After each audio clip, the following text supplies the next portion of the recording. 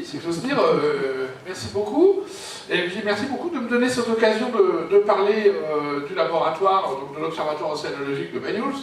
Donc je ne vais pas du tout vous parler de mon équipe, je vais vraiment vous faire, je vais vous faire la présentation que je fais classiquement à nos visiteurs pour leur expliquer qui nous sommes et ce que nous faisons.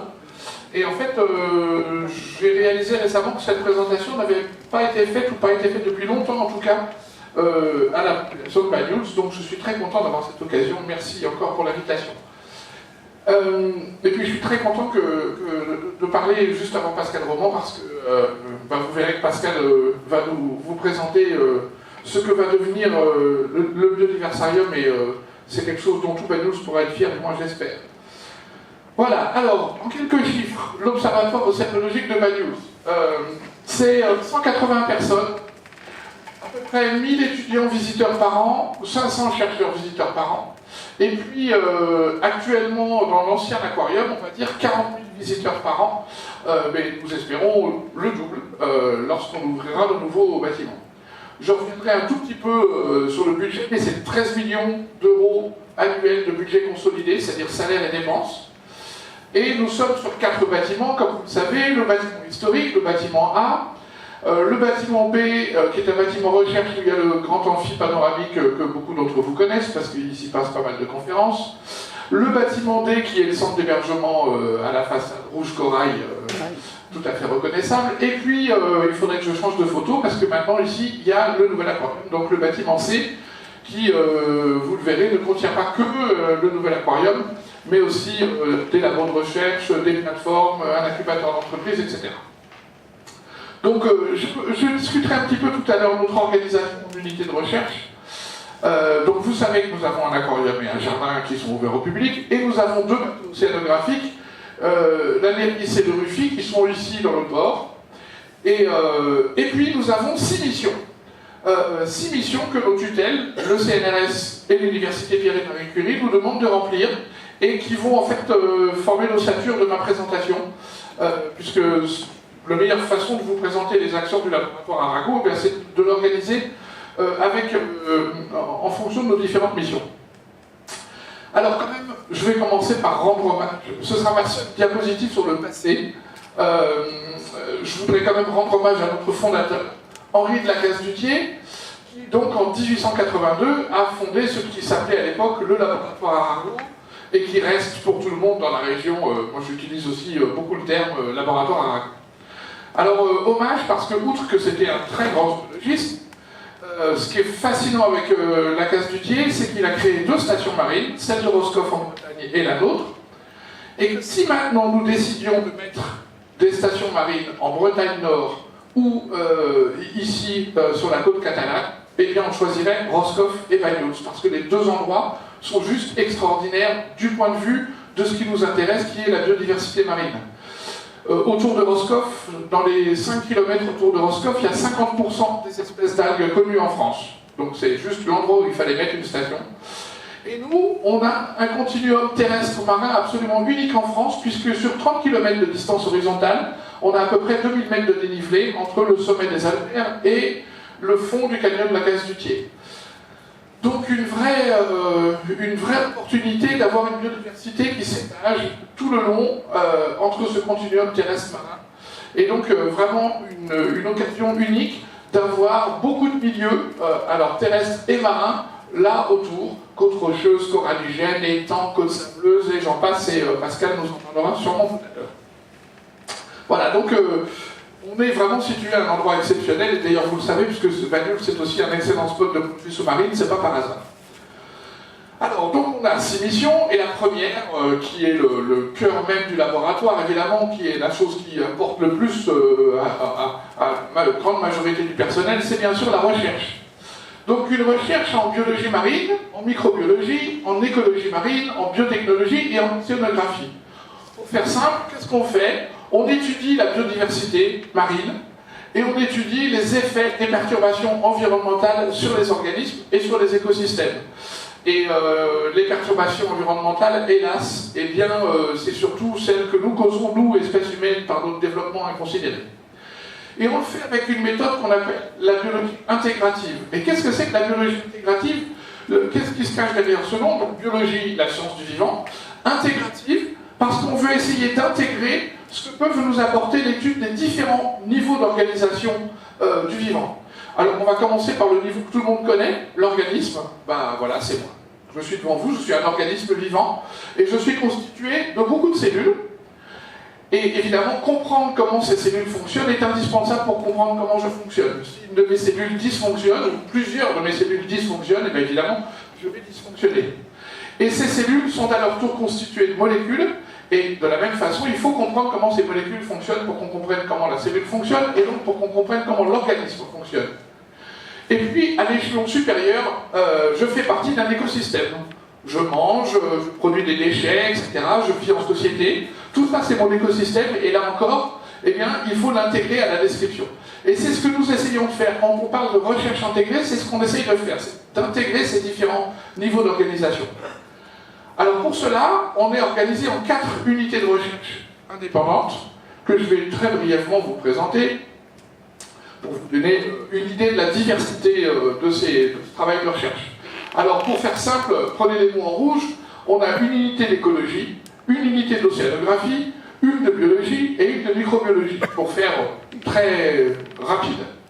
Essentiellement, l'unité d'écologie, qu'on appelle le LECOP, qui est dirigée par Nadine Lebris, s'intéresse aux interactions entre communautés d'organismes et leur environnement, donc interactions entre les organismes et interactions avec leur environnement, et surtout sur le fond de la mer, donc c'est benthique, c'est ce qui pousse sur le fond, ce qui est sur le fond, pas ce qui est dans la colonne d'eau, et beaucoup dans des environnements profonds, donc les abysses, donc ils sont par exemple très intéressés par le canyon de la Gazmoutier qui est tout près. Et puis par ailleurs, il y a aussi des chercheurs dans cette unité qui travaillent sur une espèce emblématique de la Méditerranée, le corail rouge. Le LOMIC, laboratoire d'océanographie microbienne, dirigé par Fabien Joux, eux ils s'intéressent au rôle des micro-organismes, donc les bactéries, qui sont présentes en très très grand nombre, et pas que les bactéries, le phytoplancton aussi, qui sont présents en très grand nombre dans la colonne d'eau, dans le plancton, ils essayent de comprendre le rôle que ces tout petits organismes jouent dans le fonctionnement des océans, rôle absolument majeur, puisqu'ils contribuent à fixer le carbone atmosphérique, ils contribuent à produire de l'oxygène que nous respirons, bref, sans les micro-organismes marins, il n'y a pas de vie sur Terre. Donc c'est très très important de comprendre comment ils fonctionnent, parce qu'ils sont très affectés, modifiés par l'accumulation du taux de CO2 dans l'atmosphère. Donc si on perturbe trop ça, ça pourrait poser de gros problèmes. Donc c'est très bien qu'on ait des chercheurs qui s'intéressent à ces questions. Le laboratoire de biologie des organismes marins eh bien, utilise des organismes marins. Alors dans mon équipe, le poisson clown, d'autres l'Anxioxus, d'autres des algues unicellulaires, pour comprendre les mécanismes de développement et d'adaptation à la vie marine. Et il faut savoir que c'est à travers ce type d'études que, par exemple, les mécanismes intimes de la division cellulaire, et donc du cancer, ont été découverts. La mécanique de la division cellulaire a été découverte dans les années 1980 par des gens qui travaillaient sur l'étoile de mer et l'oursin. Donc les organismes marins sont fondamentaux pour notre compréhension de la biologie, et bien sûr, on veut continuer cette lignée de recherche ici, et c'est ce que fait l'unité Biome qui est dirigée par Hervé Moreau. Et puis finalement, le laboratoire de Marcelino Suzuki, le RPBM, qui est une unité qui est en partenariat étroit avec Pierre Fabre, s'intéresse lui aussi à la microbiologie, mais dans une vision plus d'exploiter de façon durable ce que les micro-organismes marins peuvent produire comme molécules. Molécules utilisables en cosmétique, pour traiter le cancer, comme molécules anti-fouling, bref, plein d'applications. La mer est une source inépuisable de molécules, donc une des nombreuses raisons pour lesquelles il faut protéger le milieu marin, c'est qu'il faut qu'on explore et qu'on puisse exploiter de façon durable toute cette diversité de molécules pour notre plus grand bien. Voilà, alors chacune de ces unités fait sa recherche, et moi, quand je suis arrivé à la direction du labo, on m'a demandé de faire une fédération au-dessus de ces unités pour favoriser leur synergie et le travail en collaboration. Et comme je dis souvent, les gens à Banyuls ne connaissent pas et ne s'intéressent pas au LECOP, au LOMIC, au Biome ou au LBBM, ils s'intéressent au laboratoire Arago. Donc, c'est bien qu'il faut qu'on fonctionne tous ensemble. Donc la question, le défi qui m'est posé chaque matin en arrivant au labo, c'est comment faire travailler tous ces gens ensemble. Tous ces gens qui ne sont pas organisés de la même façon, ne parlent pas forcément le même langage, n'ont pas les mêmes intérêts, pas forcément, et donc qui pourraient être tentés par un peu de séparatisme, si je puis m'exprimer rapidement. Alors pour faire ça, on a décidé de mettre en place ce qu'on appelle des thèmes fédérateurs, c'est-à-dire des thèmes qui sont suffisamment transversaux pour intéresser tout le monde et sur lesquels on voudrait que les gens viennent travailler en collaboration, chacun amenant sa propre vision. Alors par exemple, c'est les interactions biologiques entre organismes marins. Ici j'ai mis pour illustrer ça un petit Bernard l'ermite qui vit avec une anémone. Ben voilà, c'est une symbiose, l'un ne peut pas vivre sans l'autre, ils ont besoin l'un de l'autre. Comment ça fonctionne, comment ils communiquent, comment ça se forme, comment c'est perturbé. Dans mon équipe, par exemple, on s'intéresse à la symbiose entre le poisson clown et son anémone de mer.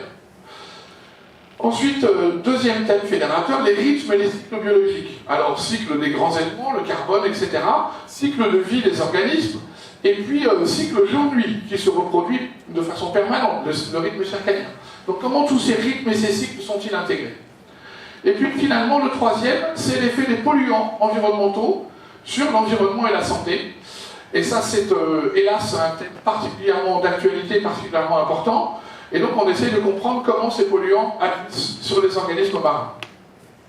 Et on le fait avec une approche très très intégrée, c'est-à-dire avec des approches d'écologie, avec des approches de chimie, avec des approches de biologie et de scénographie, bref, en intégrant effectivement les apports des différentes unités. Alors, qu'est-ce que ça donne d'un point de vue administratif? Excusez-moi d'entrer dans la mécanique, mais en même temps, je pense que vous n'avez pas souvent l'occasion de voir comment on est organisé dans les faits. Donc les unités de recherche sont là, elles sont 4. Et puis par ailleurs, il y a donc toute la fédération de recherche, donc avec une structure de direction, et puis deux parties très très importantes, les plateformes technologiques et scientifiques, donc des plateformes techniques avec des gens qui sont très compétents, qui font marcher des appareils extrêmement élaborés au service des unités de recherche. Donc une plateforme de biologie moléculaire biotechnologie, une plateforme d'imagerie cytométrie, le service de biologie, les moyens à la mer sur les bateaux, les marins, les plongeurs, et le service d'observation. Et puis les services généraux, comme toute administration, un service financier, un service d'informatique, de ressources humaines, et puis, et Pascal en parlera beaucoup, le biodiversarium, l'accueil, etc., sur lesquels je reviendrai. Voilà, donc on est organisé de cette façon pour faire toutes ces différentes missions, la recherche, mais aussi les autres. Et puis je ne peux pas ne pas mentionner que nous avons des tutelles, 2 tutelles, le CNRS et l'Université Pierre et Marie Curie, et il y a 2 autres stations en France qui ont les 2 mêmes tutelles, qui sont Roscoff en Bretagne et Villefranche-sur-Mer près de Nice. Et ensemble, ces 3 stations marines, nous avons énormément de communication, énormément de contacts, beaucoup d'échanges. On s'entend franchement très bien, et donc ça nous donne une très très grande force pour nous projeter à l'échelle internationale. Voilà, alors pour la recherche, pour vous parler un peu d'avenir, une chose que j'aimerais vraiment faire, et qui vient de commencer, là, qu'on vient de lancer, c'est un appel d'offres pour accueillir de nouvelles équipes de recherche. Il est très important d'amener du sang neuf dans un laboratoire. Ça refonde littéralement un laboratoire, ça l'irradie par de nouvelles idées, par de nouvelles méthodes, ça le féconde énormément. Donc on vient de lancer là un appel international compétitif.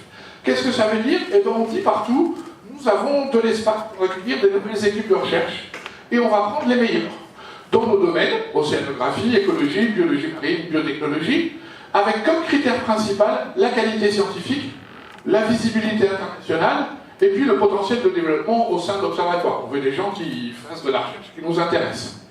Et on fait cet appel est réservé aux équipes extérieures. Donc qu'est-ce qui se passe? On a fait cet appel, on a publié des annonces dans plein de journaux scientifiques.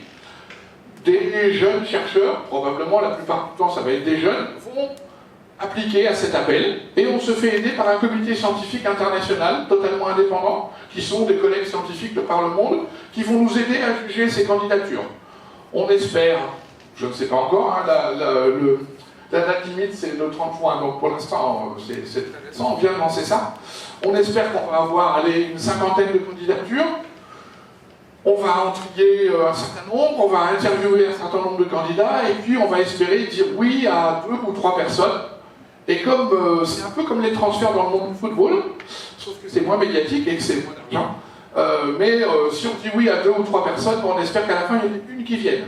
Mais une équipe qui vient, ça veut dire à terme, une équipe chez nous c'est entre 5 et 10 personnes.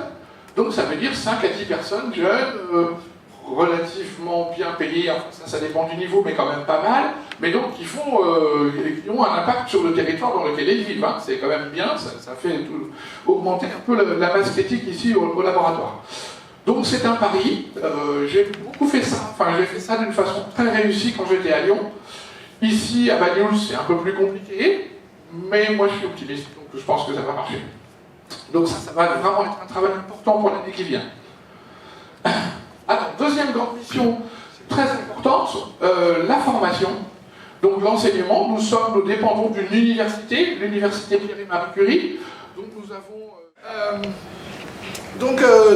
on dépend d'une université, l'université Pierre et Marie Curie, et on a à peu près une trentaine d'enseignants-chercheurs dans la maison, donc qui font des cours. Donc on reçoit des étudiants de l'université Pierre et Marie Curie, et puis d'autres universités, parce que des étudiants qui veulent apprendre la biologie ou l'écologie marine, il faut qu'ils aillent voir la mer, il faut qu'ils découvrent les animaux, et ça se passe près de la mer. Donc nous recevons beaucoup d'étudiants qui viennent faire des TP, des TD, etc., de découverte des animaux marins.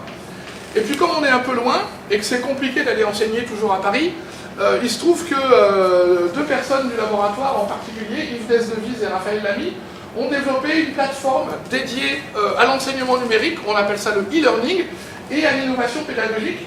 Et en fait, c'est une véritable station marine virtuelle, donc des étudiants peuvent recevoir des cours de biologie, d'écologie marine, d'océanographie, tout en restant chez eux, et donc sans avoir besoin de venir nécessairement à Banyuls, ou que l'enseignant aille nécessairement à Paris ou ailleurs. Et cette compétence en innovation pédagogique, parce que c'est pas simplement de la technologie, c'est pas la même façon d'enseigner. Il faut organiser les choses, penser les choses différemment, donc c'est vraiment de l'innovation pédagogique. Ces compétences-là, on les a en fait associées à l'université de Perpignan pour le développement de leur master de tourisme qui s'appelle Miro et qui est également un master entièrement en ligne, international, avec des étudiants qui ne se voient qu'une fois au début de l'année, puis qui sinon sont partout en France, en Espagne, aux Baléares, à Andorre, un peu partout dans le monde. Voilà, donc ça c'est quelque chose qu'on va absolument continuer. Dans le nouveau bâtiment C, il y a une salle e-learning spécifiquement dédiée avec toute la technologie qui va permettre d'amplifier encore ça. Troisième mission très importante, l'observation. Il ne vous aura pas échappé qu'on vous parle souvent de réchauffement climatique. Eh bien, des endroits comme nous observent au quotidien le réchauffement climatique dans l'océan, en l'occurrence là dans la mer Méditerranée. Alors pour faire ça, on a des bouées instrumentées, comme celle-ci, là, ici, et qui est la bouée Solar, que vous connaissez sans doute très bien, parce qu'elle est très visible en face de la baie de Banyuls, là, sur un fond d'environ 20 mètres.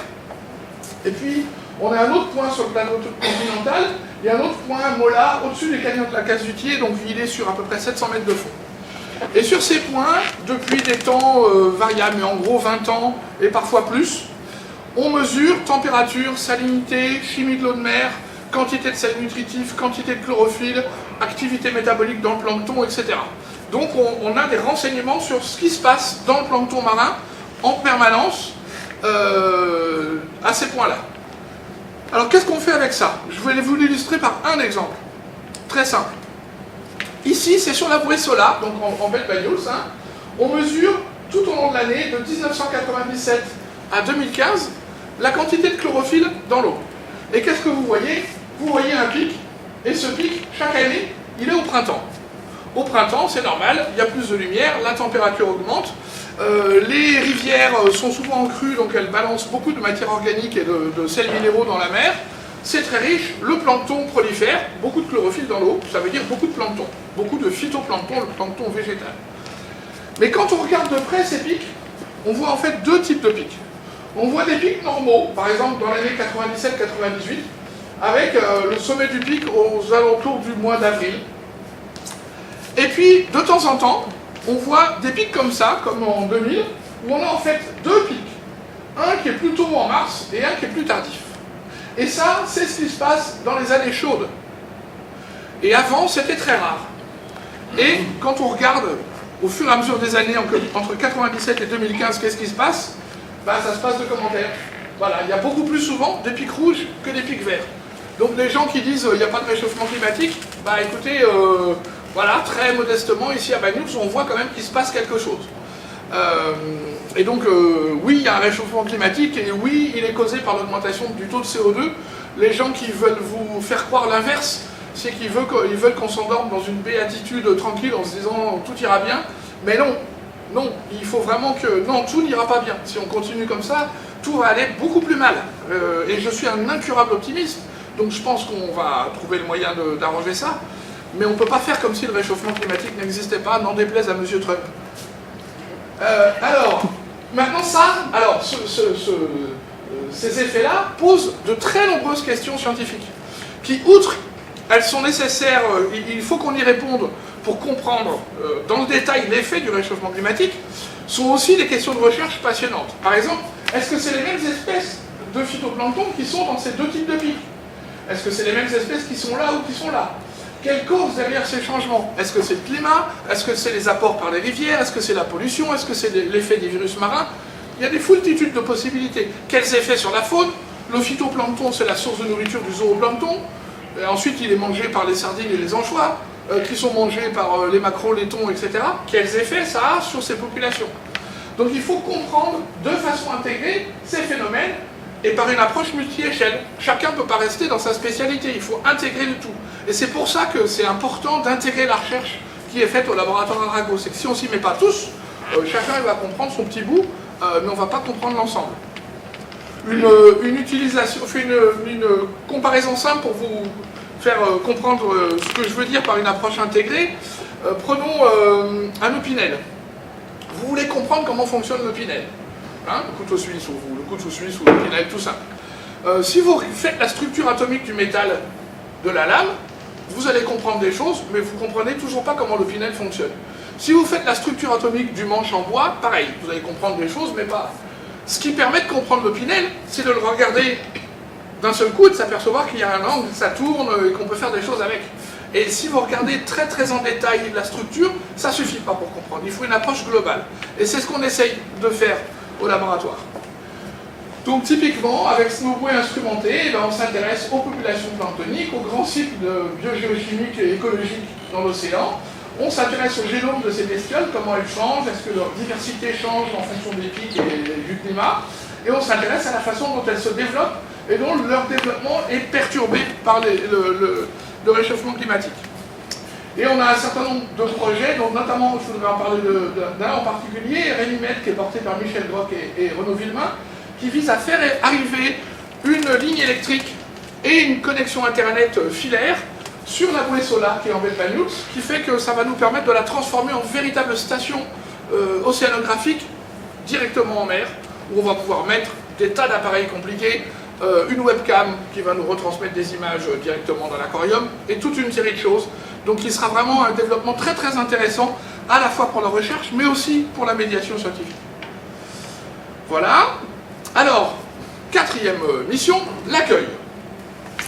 Une station marine, c'est là où c'est absolument passionnant de diriger une station marine, je dois dire, c'est que c'est une station d'accueil des scientifiques et des étudiants de l'étranger, ou français, qui veulent venir profiter des ressources marines et les étudier. Donc nous recevons en permanence des collègues de partout dans le monde. Quand je suis venu à Lyon, quand je suis venu de Lyon et que j'ai annoncé à Lyon que j'allais à Banyuls, tout le monde m'a dit « Oh, ça va être les vacances permanentes, tu vas être super isolé, etc. » Bon, les vacances, j'aimerais bien en avoir de temps en temps parce que j'arrête pas. Et je ne suis pas isolé du tout parce qu'on a reçu 10 collègues de l'Académie des sciences il y a un an. J'ai un collègue allemand avec qui je collabore depuis 6 ou 7 ans, on ne s'était jamais vu, mais maintenant on se voit tous les ans à Banyuls parce qu'il vient tous les ans avec sa classe à Banyuls. Voilà, donc je ne suis pas du tout isolé à Banyuls parce qu'on reçoit en permanence des étrangers. Et en fait, nous avons structuré ça dans une infrastructure européenne de recherche qui s'appelle EMBRC, c'est Centre de ressources de biologie marine européen en français, qui regroupe l'intégralité de ces pays, donc Belgique, France, Grèce, Israël, Italie, Norvège, Portugal, Espagne et Royaume-Uni, et des stations marines de ces différents pays qui sont autant de points rouges ici, et qui visent à se mettre ensemble pour être une grande infrastructure européenne, peser à l'échelle européenne, et se répartir les moyens et les structures d'accueil, et donc faire une offre unique vis-à-vis des scientifiques français et européens. Venez chez nous pour travailler sur les modèles marins. Et le centre de cette infrastructure est à Paris, à Jussieu, dans notre université. reconnaissant ainsi le rôle important de la France dans la structuration de cette infrastructure. Et nous avons la semaine prochaine le congrès annuel de EMBRC France, donc Roscoff, Villefranche et Banyuls vont se retrouver à Banyuls pendant toute la semaine pour discuter justement de cette organisation EMBRC. Et donc qu'est-ce qu'on fait? On met à disposition des modèles marins, donc par exemple n'importe qui veut utiliser l'Amphioxus peut venir à Banyuls, il est accueilli, il a un laboratoire, il a des gens spécialistes et il va pouvoir utiliser le système. Et il va pouvoir utiliser nos plateformes scientifiques et utiliser nos moyens à la mer, les marins, les 4 marins qu'on a, les plongeurs, les bateaux, etc. Donc ça c'est évidemment une occasion unique d'avoir une vraie visibilité internationale. Voilà, alors médiation, notre mot évidemment c'est d'être largement ouvert au public. Alors je ne vais pas parler de l'aquarium puisque Pascal va en parler beaucoup mieux que moi dans une minute, et du biodiversarium en général. Je voulais juste vous dire que depuis que je suis arrivé au laboratoire, j'essaye par tous les moyens, si je puis dire, d'ouvrir le laboratoire vers le territoire dans lequel il vit, et notamment vers la population, de plein de façons différentes. On a ouvert le jardin Winterberg aux dernières journées du patrimoine, aux prochaines on ouvrira le centre d'hébergement, parce que tout le monde en parle mais jamais personne ne l'a vu je crois, donc vous pourrez visiter le centre d'hébergement si vous voulez. On a ce programme tout à fait passionnant avec la mairie de Banyuls et puis beaucoup de nos partenaires qui visent à aménager le parvis de l'aquarium et en fait de faire un cheminement scientifique entre la mairie et l'aquarium pour parler de la science dans la rue et que, alors, très clairement, pour avoir un petit peu plus de visiteurs dans l'aquarium, pousser les gens à venir prendre leur ticket, évidemment, mais aussi, je voudrais qu'on parle aux gens qui ne vont pas prendre leur ticket, qui ne savent pas pourquoi il y a une station marine à Banyuls, et à qui il faut qu'on parle, et qu'on explique pourquoi on fait de la recherche au milieu marin, pourquoi on est là, etc. Donc ce sera une occasion vraiment intéressante de faire vivre notre ville, si je puis dire. Donc c'est la science dans la rue. Vous avez vu qu'on fait des expositions maintenant tous les ans devant le laboratoire, et on va continuer, hein, on fera encore ça l'année prochaine, et j'espère que ce sera une occasion de faire ça plus souvent. Vous avez vu que l'association des amis du laboratoire Arago, avec qui on est en partenariat évidemment très étroit, on a organisé un festival du film documentaire méditerranéen l'an dernier, là ils font les journées d'hommage à Olivier Messiaen.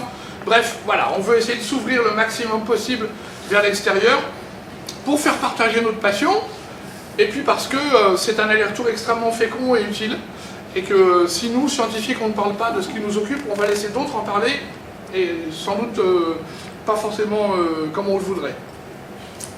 Voilà, et puis dernière mission, et c'est une mission que j'ai vraiment voulu structurer en arrivant, même si elle existait bien avant que j'arrive, parce que mon prédécesseur Philippe Le Baron a fait beaucoup pour le développement économique du territoire via le développement du laboratoire Arago, mais je voulais vraiment qu'on le mette en avant.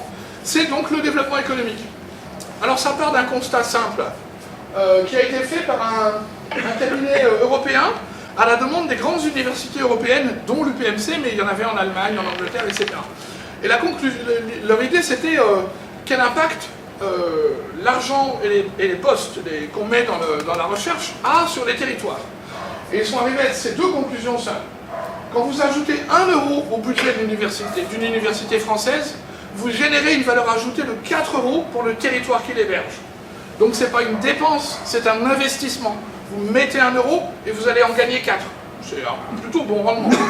De la même façon, si vous mettez un poste dans une université française, ça génère 3,2 emplois pour l'économie. Ben oui, un poste, c'est des enfants qui vont du coup aller à l'école, là dans le territoire, c'est un conjoint qui va aller travailler, c'est blablabla, une maison qui va se construire, enfin que sais-je. Bref, ça génère un impact et un impact positif. Or, au laboratoire Arago, nous avons des actifs, le biodiversarium évidemment, 80 000 entrées par an si tout va bien, donc ça c'est des touristes qui viennent à Banyuls. Un centre de convention, donc on a 75 lits, un restaurant panoramique, un amphi d'une centaine de places, qui sera connecté au biodiversarium, donc on pourra faire des soirées couplées, des choses un peu intéressantes. Et puis on a un incubateur d'entreprise et des plateformes technologiques qui ne demandent qu'à être utilisées par une communauté. Et ça peut être par des petites sociétés. Et dans le biodiversarium, dans le bâtiment ici, le bâtiment C, il y aura un incubateur d'entreprise qui pourra accueillir 3 petites entreprises. Donc comment exploiter le biodiversarium d'une façon sécurisée? Ce que je ne crois pas, mais il vaut mieux prévoir les mauvais côtés avant qu'ils arrivent, éventuellement. de façon à les éviter, et bien comment on l'exploite d'une façon sécurisée pour pas que ça touche trop les budgets de recherche, comment valoriser ces actifs au bénéfice de tous, et comment améliorer notre ancrage dans le territoire. Donc ça, c'est vraiment des dossiers sur lesquels on travaille très très activement depuis mon arrivée, qui ne vont pas forcément sans mal.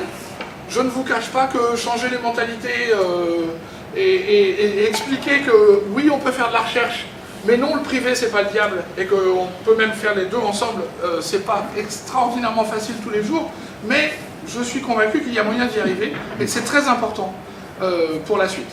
Et c'est du gagnant-gagnant. On va y gagner, nous, Laboratoire Argo, mais le territoire va y gagner aussi. Alors du coup, j'en ai profité pour vous faire une petite présentation très rapide de notre budget, mais pour vous fixer les choses, parce que je pense que tout c'est pas inintéressant. Donc en masse salariale, le budget de l'Observatoire, c'est 8,38 millions d'euros annuels. C'est-à-dire qu'il y a 8,38 millions d'euros qui sont utilisés par les tutelles et les différents contrats qu'on a pour payer les personnes qui travaillent, ben, c'est 180 personnes. Dont 7,38 millions d'euros sur du personnel permanent, c'est-à-dire des fonctionnaires, et 1 million d'euros sur du personnel non permanent, des étudiants, des stagiaires, etc.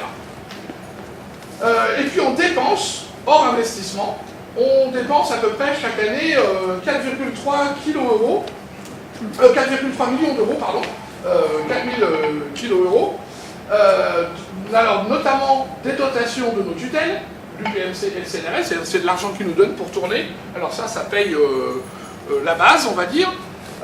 On a des ressources propres, c'est-à-dire c'est l'argent que génère l'aquarium, le service accueil, les quelques autres activités qu'on peut avoir de ce point de vue-là.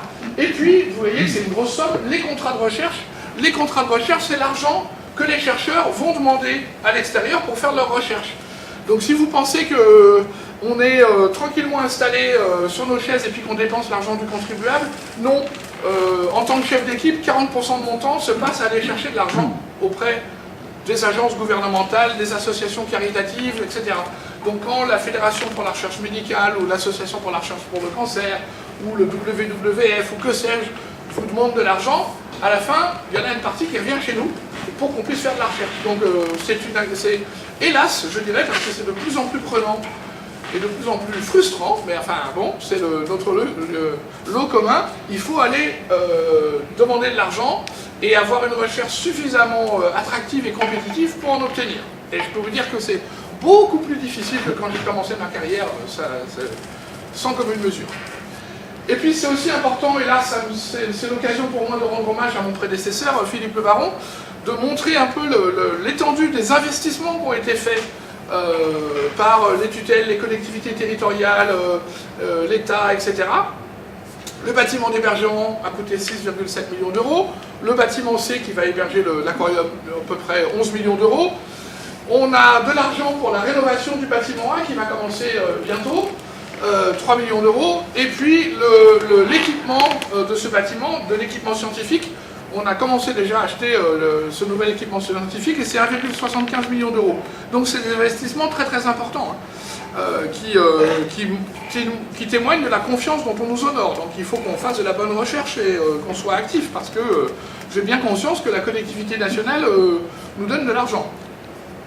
Alors quel est l'avenir immédiat?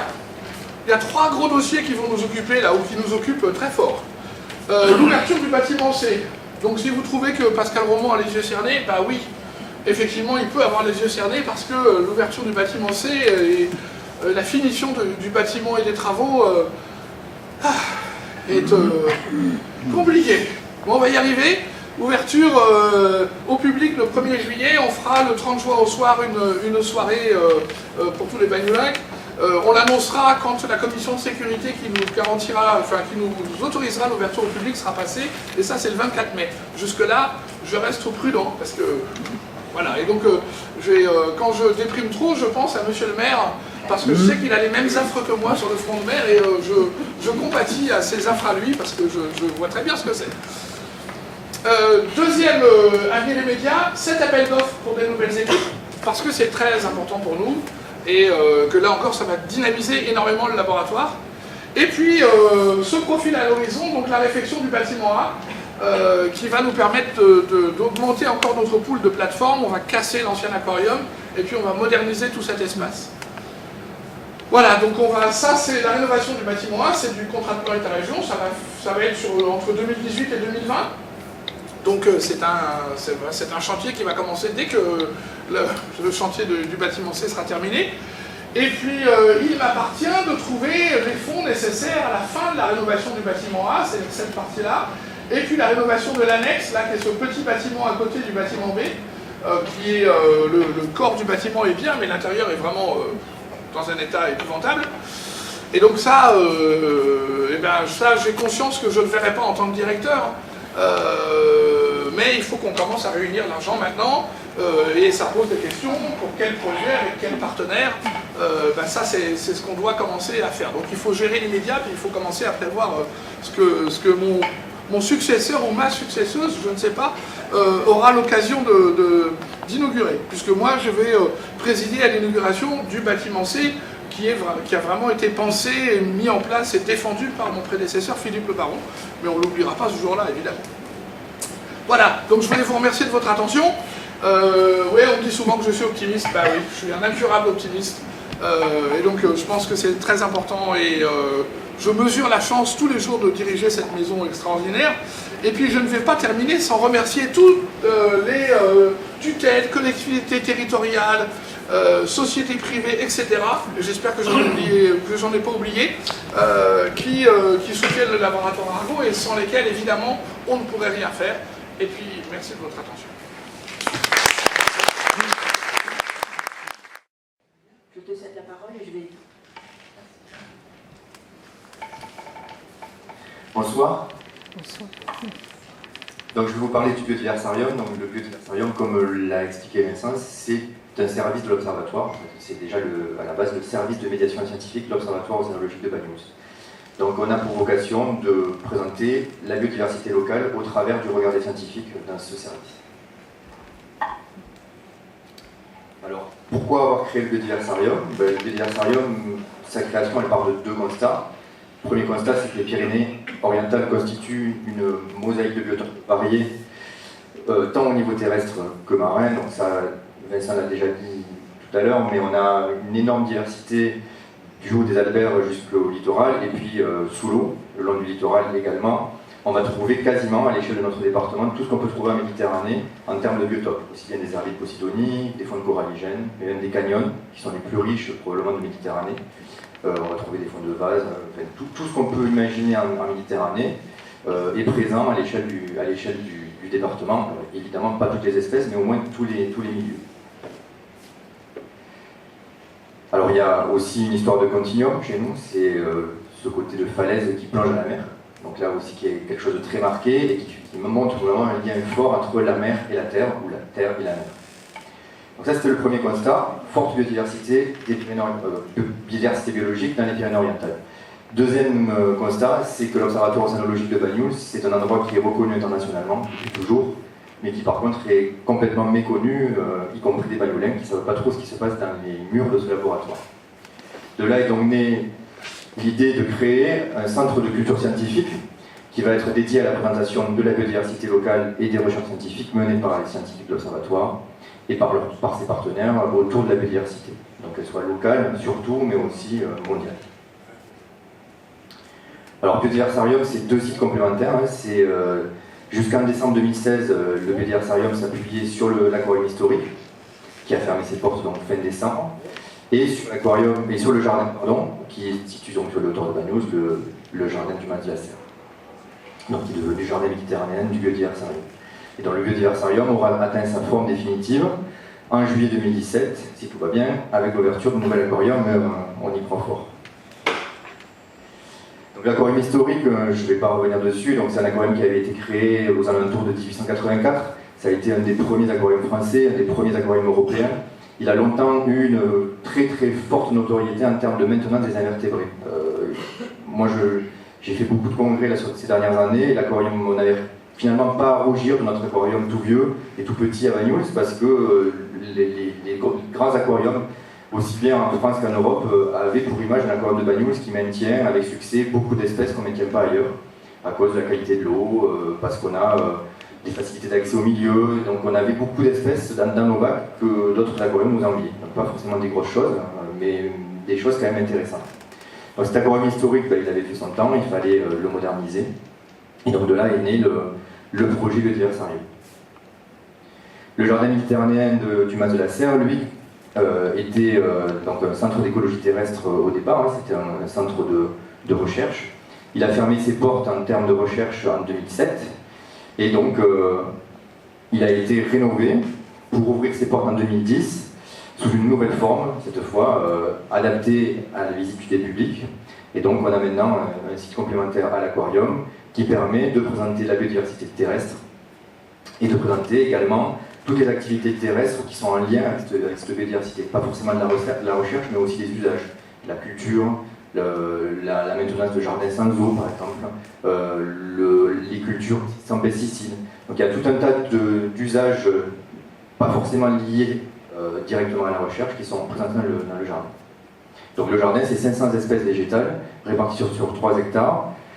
Ça se répartit en fait en trois grandes zones. Une première zone de muséographie avec des espaces qui vont permettre de présenter la biodiversité terrestre au sens large, avec des maquettes interactives.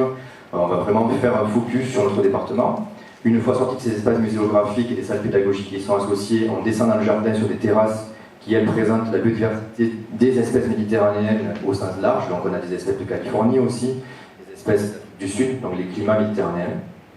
Et ensuite, on descend le long d'un sentier qui parcourt le jardin, donc vous avez ici, et qui là permet aux visiteurs de se promener dans une forêt de chênes lièges, dans une prairie auricipode. On va vraiment pouvoir découvrir de manière réelle le milieu naturel qu'on a au niveau de notre département. Voilà, alors le jardin, c'est aussi, c'est beaucoup de végétaux, mais c'est aussi de plus en plus d'animaux. On est en train de mettre en place des élevages de races catalanes, donc par exemple les poules fleurs d'amandier, qui sont élevées du côté de Gérone, qui est une espèce particulièrement intéressante en termes de conservation de race. On va, à la rentrée prochaine, avoir aussi des pigeons qui sont élevés du côté de Barcelone, c'est la race de pigeons de vol catalan. On veut en fait montrer que la biodiversité, c'est aussi une biodiversité qui peut être cultivée, qui peut être créée par l'homme. C'est une biodiversité qui est finalement génétique aussi, et le jardin va nous permettre de réaliser tout ça. Alors Biodiversarium, c'est évidemment un dispositif pour diffuser les connaissances scientifiques, et donc depuis sa création, en fait son ouverture en tant que Biodiversarium en 2010, on accueille à peu près 3000 scolaires par an au sein d'ateliers. Donc ils sont encadrés, on en accueille évidemment beaucoup plus non encadrés, mais accueillis avec un animateur qui va leur permettre d'accéder à des laboratoires, à des petites manips.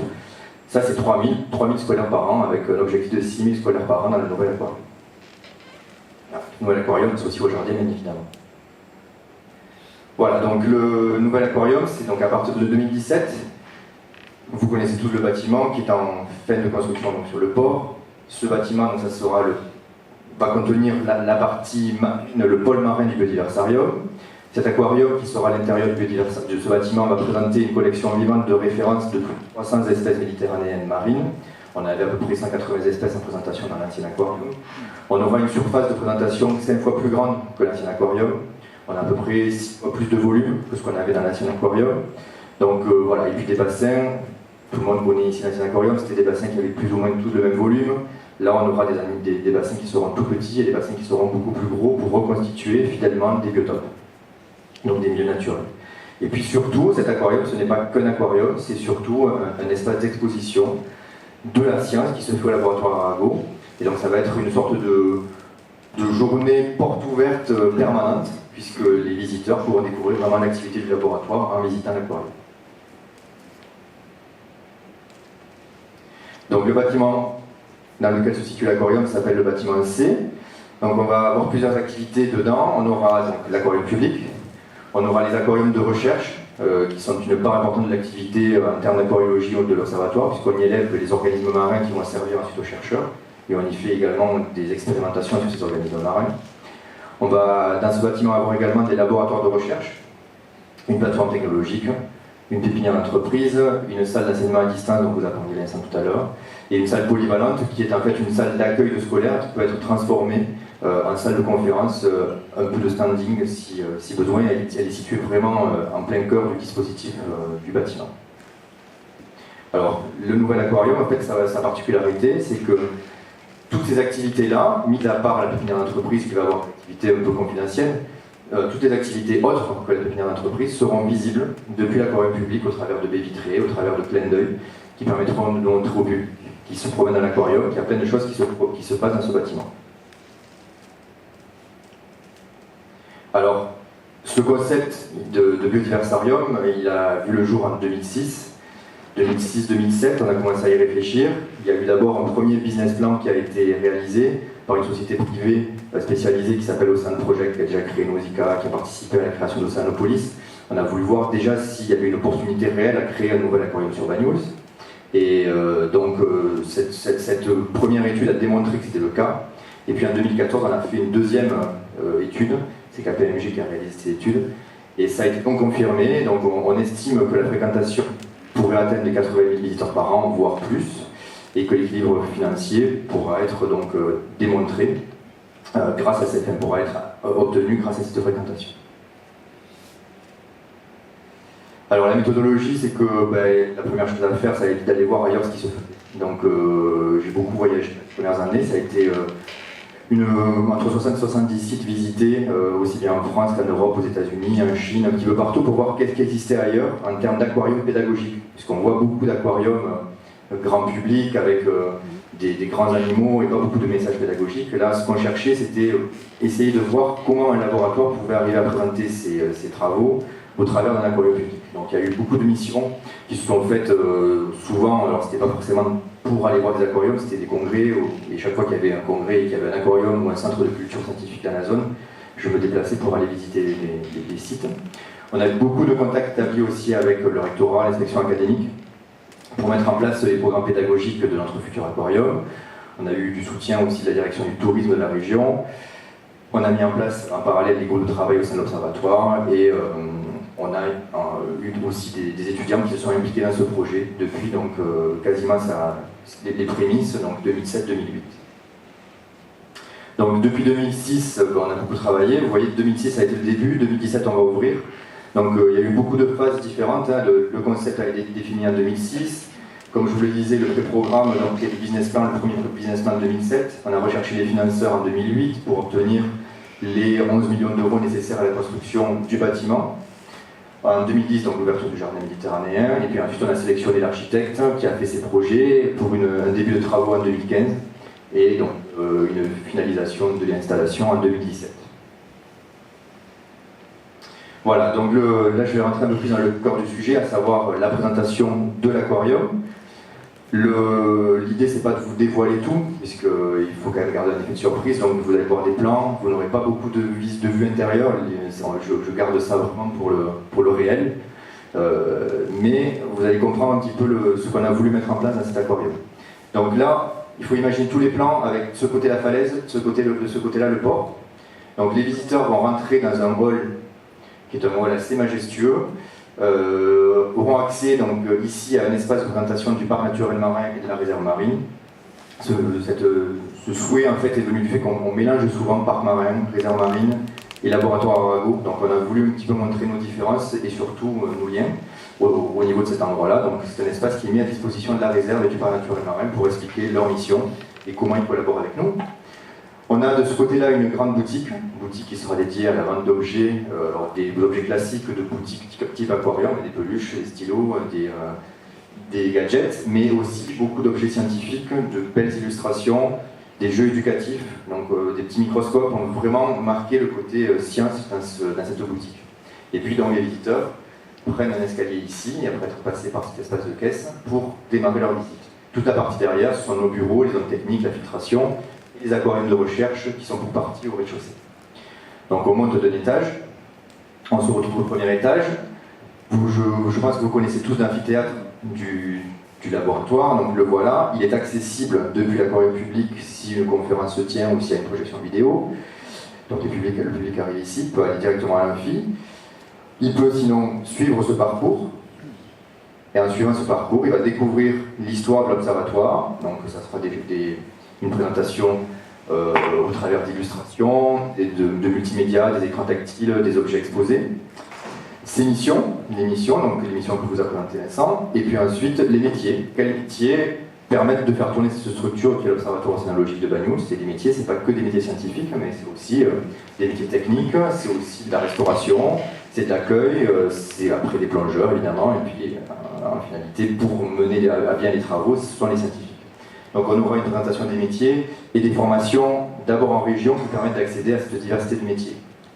Ensuite, on aura un grand espace ici, qui sera notre espace d'exposition temporaire, qui va permettre de présenter la science en marche, en fait, qu'est-ce qu'on fait au laboratoire actuellement. Donc on aura parlé de l'histoire, des métiers, et donc là, sur quoi travaillent nos scientifiques, et donc on va essayer de partir de grandes questions d'actualité, comme le réchauffement climatique, comme les pollutions, et montrer comment nos scientifiques s'intègrent dans ces grandes questions d'actualité pour essayer d'apporter leurs éléments de réponse à ces grandes questions. Donc là aussi, au travers d'espaces d'exposition, d'écrans tactiles, de vitrines, on va pouvoir montrer comment au quotidien ces scientifiques travaillent. On aura ici une salle de cinéma qui va permettre de découvrir, au travers d'un film de Cyril Tricot, les biotopes locaux, du Barcarès, de Leucate jusqu'à Banyuls, qu'est-ce qu'on voit sous l'eau. Ça sera un film très immersif et très calme pour que le public se conditionne à ce qu'il va voir ensuite dans la partie aquarium à proprement parler du bâtiment, où là on va découvrir ces biotopes dans les aquariums, dans les bassins. Et puis là, donc, je ne l'ai pas dit au début, on a donc la salle pédagogique, le laboratoire pédagogique qui va accueillir les scolaires. Donc c'est un laboratoire classique qui va permettre d'accueillir les classes. Les classes seront donc accueillies de la maternelle jusqu'à la terminale. Tout élève qui rentre dans cette pièce, on lui met une blouse et on lui met des gants. Et en fait, ça devient un petit scientifique qui va faire l'animation pour le public, puisque les parois vitrées ici permettront aux visiteurs de voir qu'on a une activité scientifique qui se produit avec des scolaires en continu. S'il n'y a pas d'activité scolaire, ce qui pourra se produire en particulier l'été, la pièce sera ouverte et donc ça sera une visite de labo pour le public. Donc après avoir fait ce tour, les visiteurs montent à l'étage. Alors le tour, là, le voilà, hein, donc il n'y a pas d'aquarium à ce niveau-là, hein, sur ce qu'on vient de voir. Ce ne sont que des éléments multimédia ou des éléments d'information graphique ou muséographique qui vont permettre de s'informer sur la science. Puis donc on monte au deuxième étage. Voilà, donc toujours l'espace, c'est un aquarium. Et la salle de projection. Donc on monte au deuxième étage. Et donc au deuxième étage, on arrive ici. Et là, on va se retrouver face à la mer, avec des vues sur la mer, et une reconstitution du littoral. On va mettre en avant tout ce qui est lien terre-mer, et on va se promener en fait le long du littoral du Barcarès, donc jusqu'à Banyuls, en passant par la plage qui se situe entre Saint-Cyprien et Argelès, en arrivant aux étangs, puis en arrivant face à l'île Grosse, où là on fait un stop bien marqué. On verra l'île Grosse depuis la grande baie vitrée qu'on voit de l'extérieur du bâtiment. Et là, on va expliquer donc, aux visiteurs sur cet étage qu'en se promenant le long du littoral, on peut découvrir la biodiversité sous-marine, qu'il faut regarder aussi ce qu'il y a sur Terre, que cette biodiversité sous-marine elle est fortement liée à la biodiversité terrestre au niveau des plantes, au niveau de tout un tas de choses qui se produisent le long du littoral.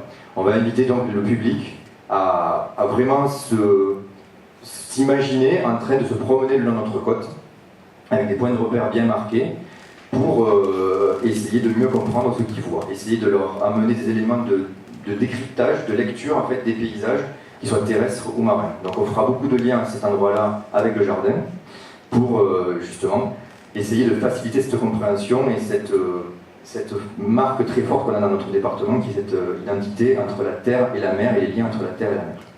On a ici ensuite un espace un peu plus complexe, qui va permettre donc de s'informer sur tout ce qui est espèces invertébrées. Comme je vous le disais au début, notre aquarium historique, il était très connu pour ses invertébrés, pour les petites bêtes en fait, que les gens souvent dans les aquariums considèrent comme du décor. C'est du vivant, c'est notre richesse. Donc là, on veut vraiment expliquer, au travers d'un bassin de découverte équipé de caméras qui vont permettre de faire des zooms sur les espèces, comment ces espèces participent à la structuration du milieu.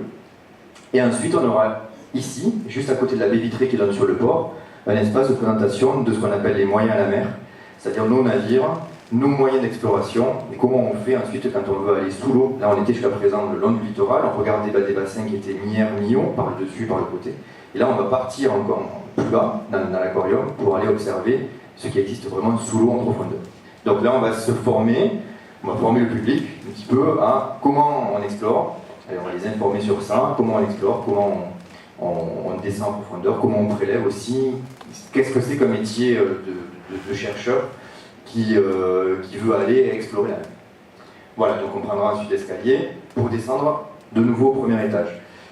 Toutefois, ici, il y a des parties de laboratoire qui seront aussi visibles du public, toujours pour montrer cette interaction entre l'aquarium public et les laboratoires de recherche qui sont complètement intégrés dans ce bâtiment. Voilà, donc il y aura des clins d'œil comme ça tout au long de la visite qui vont permettre de voir des chercheurs en activité ou des techniciens en activité autour de projets scientifiques qui sont en cours à l'observatoire.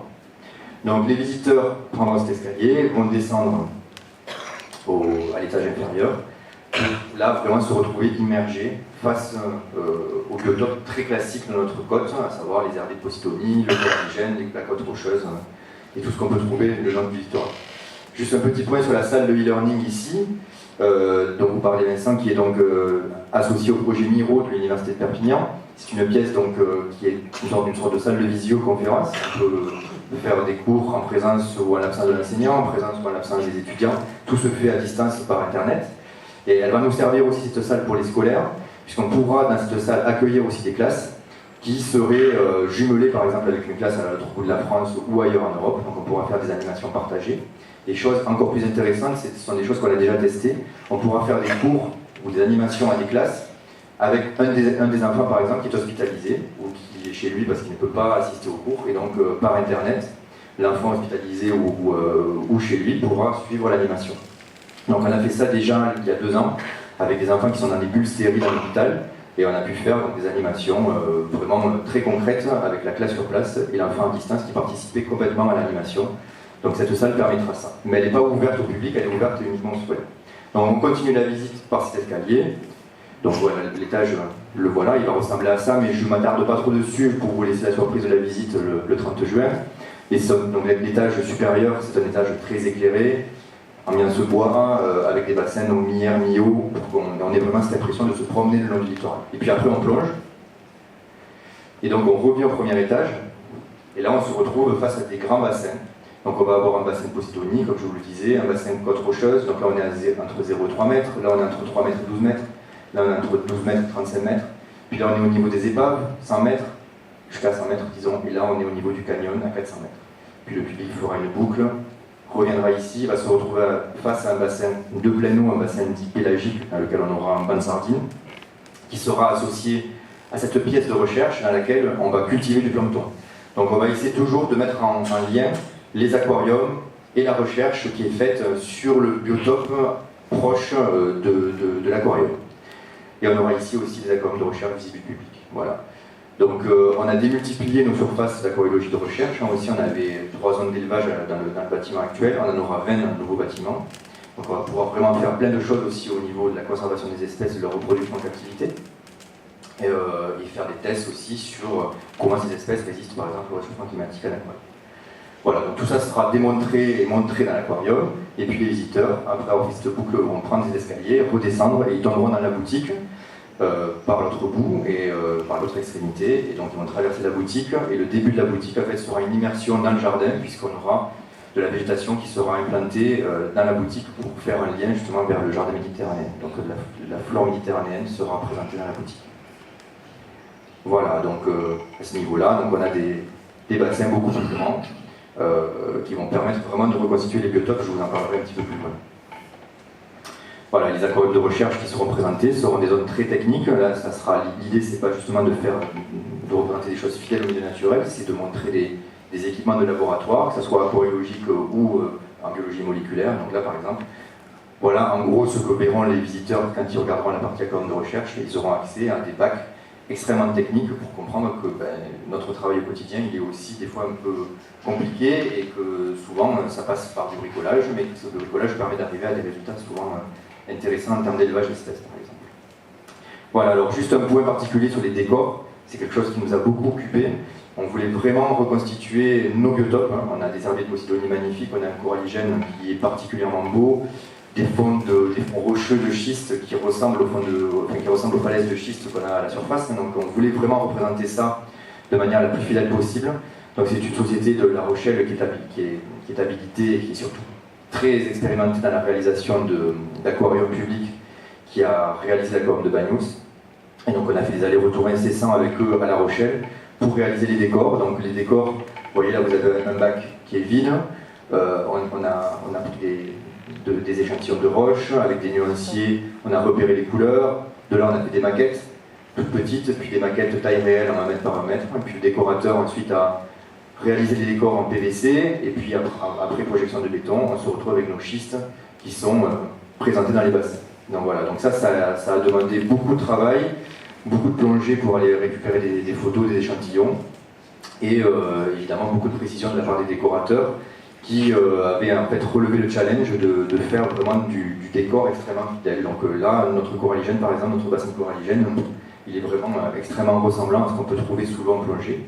Donc les décorateurs, on a fini par obtenir de la société qui construisait les décors, de l'intervention des décorateurs qui ont fait l'ASCO, de manière à ce que les décors soient hyper fidèles au milieu naturel. Voilà, donc c'est de la sculpture, donc les bassins ont été finalisés à La Rochelle et puis envoyés par camion sur Banyuls.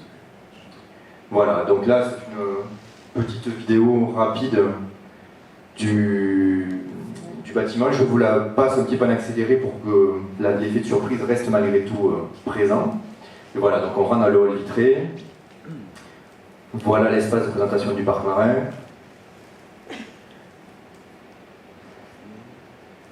Voilà, donc vous voyez les espaces qui sont des espaces bois, on a des couleurs bois, des couleurs noires. On est passé derrière la caisse, on arrive au premier étage, sur cette première partie qui est uniquement une partie muséographique pour la présentation des activités de recherche. La salle de projection, on monte au deuxième étage. On a la vue sur le littoral, la côte sableuse, la vie dans le sable ici, les étangs ici, la vue sur Banyuls, sur la baie et sur le port. Et puis on part en plongée, donc là on se retrouve face au grand bassin. Côte rocheuse, coralligène, herbe de Posidonie, milieu pélagique, canyon. Et puis on descend.